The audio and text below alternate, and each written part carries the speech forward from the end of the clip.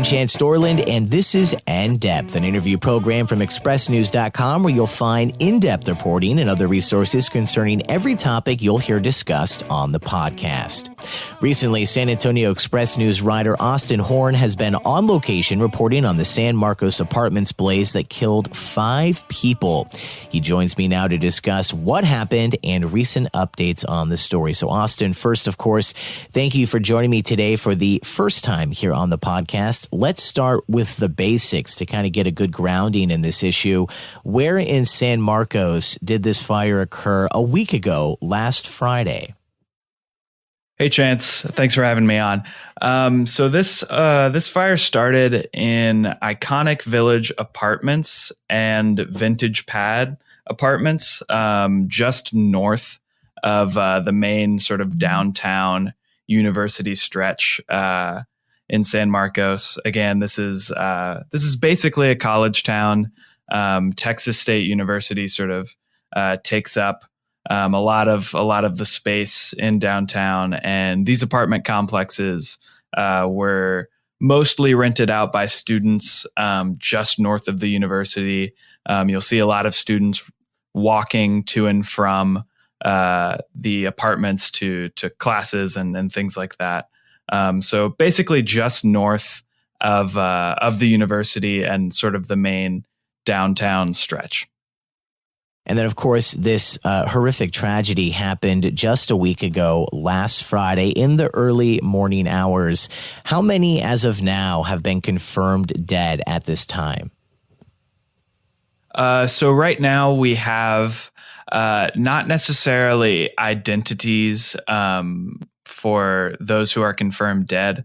What we do have is numbers of bodies found on the scene. So we have 5 dead bodies found on the scene and 5 unaccounted for. So it makes sense for us to match those unaccounted for the dead bodies, but they haven't officially ID'd the bodies. I'm assuming they'll need dental records and things like that. But the Hays County Examiner and Travis County Examiner haven't officially released those IDs yet.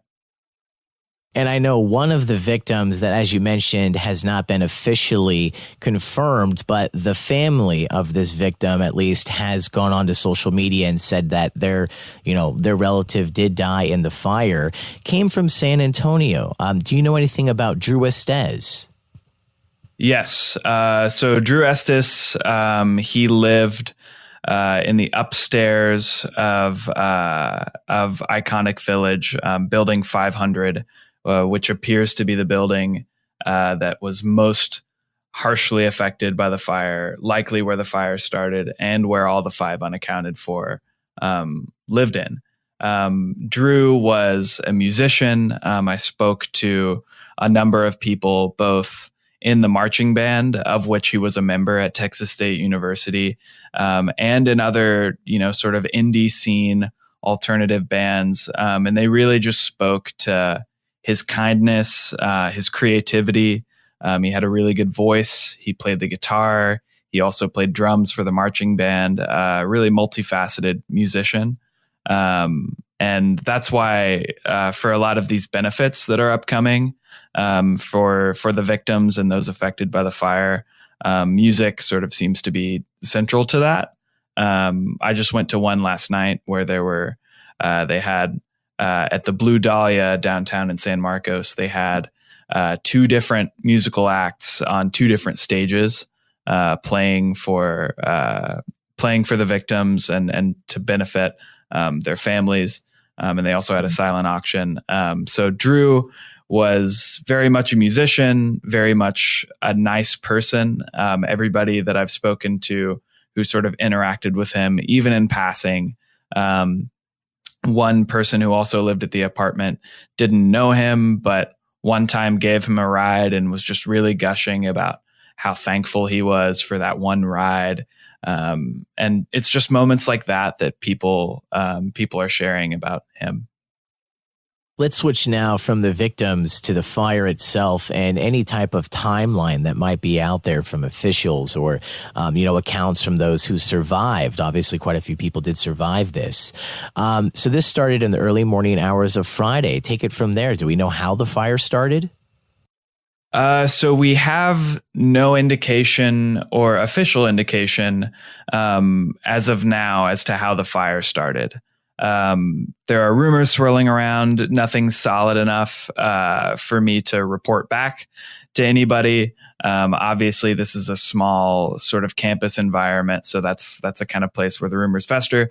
But what we know is that around 4:27, fire officials got a call that a fire was blazing at the apartment. And many people, most everyone who escaped the fire recalls waking up around 4:30 to smoke. Let's take one example. There was a couple who lived on the second floor who woke up and they didn't know what was going on. They heard yelling, which was normal for a college complex in the wee hours of the morning. So they kind of just figured that there was some sort of party going on and people were getting a little rowdy. But what was different about this yelling was that it was accompanied by glass breaking. So that was strange. And what they came to realize when Benjamin Munoz, who was there with his longtime girlfriend, April Cardenas, he opened the door and he saw nothing but smoke in the apartment complex. This door opened out to the courtyard and there was nothing but smoke, entirely filled. So right then they figured that breaking glass was people breaking their windows and the glass sort of breaking down due to the fire. So what they did after that was break their own window and jump down. So from multiple accounts, it seems like the fire hit the courtyard. And if we're imagining this building, it's one of those complexes where there's a courtyard in the middle with a garden and trees and things like that. And it's kind of in a rectangle. So the fire, from what we know, it was raging pretty horribly by the time all the witnesses that I've spoken to were alerted to it. So it happened very quickly.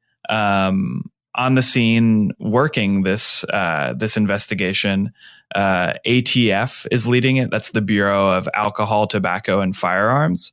ATF is sort of a specialized unit. It's their national response team, and it's been deployed most notably for the Austin bombings that happened recently. They specialize in large fires in general, and they often work scenes that were either arson or some sort of explosion. So what I heard from an ATF special agent who was on the scene is that around a third of the incidents that they investigate are confirmed arsons. And they've investigated some 800 incidents previously to this. So about a third are confirmed arsons, a third are accidental, and a third are some sort of gray area where they still aren't conclusive on the origin of the fire. So that's more or less what we're hearing. It seems like the fire spread quite quickly, which would lead one to think that perhaps there was some kind of accelerant used in the fire, which of course would lead one to also then think that it might have been arson. But like I said, we have no official word about that. It's just sort of different theories up in the air right now. Something else that I've really been wondering about as I've been following this story and the reporting that you and several other people for the San Antonio Express News have been having appear in the newspaper and also online at expressnews.com is that, yes, what was the cause of this fire? And you just, pointed out some possible reasons why authorities are now involved, which may or may not be the case for a typical fire. But I'm also wondering, it's now been a week. Why are there still not official comments on who died in this fire? Does that seem long for you, or perhaps does it sometimes take this long to identify who has perished? So I think it's routine. The ATF seems to be very meticulous in the past incidents that they have that they've worked on. I think that it is pretty safe for us to conclude that the 5 unaccounted for, who are James Miranda, Haley Frizzell, Belinda Moats, David Ortiz, and Drew Estes. By our reporting, we've gathered that all 5 of them are current or former Texas State University students. These are people who are in their early 20s. They sort of fit in with that culture, even if they aren't current Texas State students.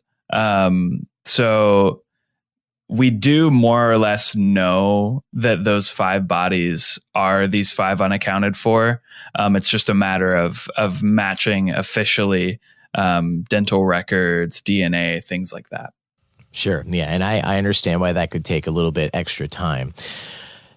So something else that's really, interesting would be a word that comes to mind, but also quite sad, is that it turns out there were no sprinklers, in the infrastructure that was burned down. But not only were there no sprinklers, they weren't required to. I mean, they were fully compliant with fire code at that time. How could that be possible? Yeah, so Texas passed a law in the code that was currently required at the time of building these 2 buildings, Iconic Village and Vintage Pads, which are both owned by the same company. They were built at a time when the code was last updated in 1968. And the code then did not require sprinklers. Code has since changed to require new buildings to have sprinklers, but the old buildings, they remain, they don't have to be retrofitted. That's not a law that's required by San Marcos. So that's been something that's been contentious as we sort of get deeper into the aftermath, as people start to move beyond just the shock and towards potential next steps for ensuring that this wouldn't happen again. So yeah, the code, they are compliant. There were no laws broken. These apartments did have smoke detectors by and large. The reporting that we're gathering about those smoke detectors is that they have been applied and maintained somewhat inconsistently. Oftentimes, a lot of people will tell us that maintenance would come around to their apartment and they would have, say, 3 smoke detectors in their unit. And maintenance would come around, check one, and then just leave. They wouldn't bother to check all of them. So that's a problem that's been identified. And most of these people, even the ones in the 500 building where the fire was raging the strongest, most of these people say that their smoke detectors didn't go off. It took them to hear glass breaking. It took them to smell smoke before they reacted to the fire. It wasn't a smoke alarm that tipped them off, which sort of it sort of makes us feel less confident about the abilities of smoke detectors, right? Sprinklers seem to be the main issue here in terms of quelling the fire. Even if smoke detectors had worked, this fire did spread quite quickly. And so out of everything that we've discussed, are there any, developments that have happened the last day or two that we can talk about? Or perhaps aside from, wanting confirmation of who exactly died in this fire, though, as you pointed out, more or less we do know that at this time, what else are we looking to find out dealing with this fire? So officials have been mum, as one would expect. The ATF takes a while. And even when they do get their results, they only release them to the local entities. So it's up to the local entities to sort of give the press and the people a clear idea of what happened. Right now, what we're trying to sort of pin down is where exactly in the building did this fire start? Right. If it's arson, then we sort of have an idea of where that person was either targeting or things like that. And we also have in the aftermath, a lot of people sort of reckoning with their leases, right? People had signed leases on for a year. They had either signed to renew. I just spoke to somebody who had just then, just like a week previous to the incident, he had signed on to renew his lease in the apartment with his girlfriend, and they were going to spend this whole school year at that apartment building. But obviously, they're not going to be able to be in the same apartment since it's totally unrecognizable. And the apartment people had offered him a spot at the same rate, but given what happened, he opted to go elsewhere. Other people have opted to stay in Vintage Pads or Iconic Village because they like it there. So I think we're probably going to see something of an exodus from these buildings. Their occupancy rates ran in the upper 90s in terms of percent. So I would imagine that percentage will go down in the next year or so, given everything that happened. And we'll see how the apartment building itself responds to this tragedy, right? They could retrofit the rest of their buildings with sprinklers. Maybe that's too expensive. Maybe it's not. But I think heading forward, the big stories are identifying these bodies officially, seeing how the politics of San Marcos, the political structure of San Marcos, whether it be the city commission or whatever other body there is, reacts in terms of fire safety code, because there are voices out there calling for this already, and how Iconic Village reacts. They're in a situation where they're probably going to lose a number of their occupants, and they're probably going to have some lawsuits filed against them as well. So those are all things to be on the lookout for on the horizon. But aside from that, it's really just about these individuals, and they've lost their belongings. They've lost a lot of their livelihoods. And then the families of those who have died or who are currently technically unaccounted for. This is a tragedy. So it's really just trying to sort of make sense of it all, and also see what sort of steps can be taken in the wake of it. And then finally, Austin, as has often been the case with, these kinds of tragedies that we discuss on the In-Depth podcast, there is a little light at the end of the tunnel, or, some nice story that kind of, comes out of the horrible occurrence that the major part of the story is. And this is no different. I know 2 survivors recently announced something very special. Tell me about that. Right. So Benjamin Munoz and Abril Cardenas, 2 people, they were living in 522, the apartment unit on the 2nd floor of the main building, the 500 building. And on Friday around 7:30 in the morning, 3 hours after they just escaped what had to have been one of the most horrendous moments of their life, they shared probably the most special moment of their life so far. Benjamin asked Abril to be his wife, and she said yes.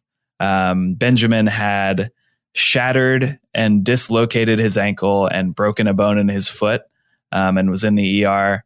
And he said that the event just added a sense of perspective and urgency. And because of that, he decided to pop the question, and now they're fiancés. No word yet on when the wedding is. He says he needs to get a job first because he was set to graduate from the school in 2 weeks at the time of the incident.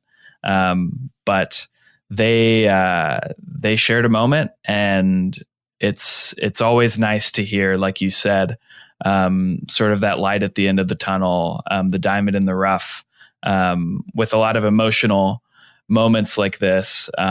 It's good to see some positive come alongside the negative, whatever little positive that is. It's a great story, and obviously everybody's really happy for them. So yeah, that's been great to see. And of course, you can read more about that great story, as well as many other details that have appeared in this conversation, and of course, a lot more that hasn't.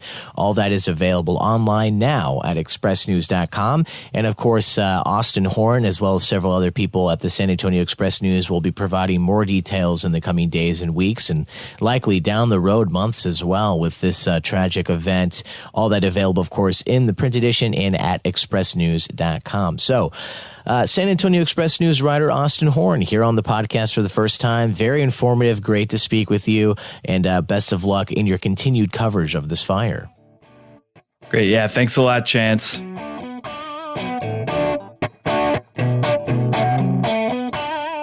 And a big thank you to San Antonio Express News writer Austin Horn for joining me today on the In-Depth Podcast, an interview program from expressnews.com. For the San Antonio Express News, I'm Chance Dorland.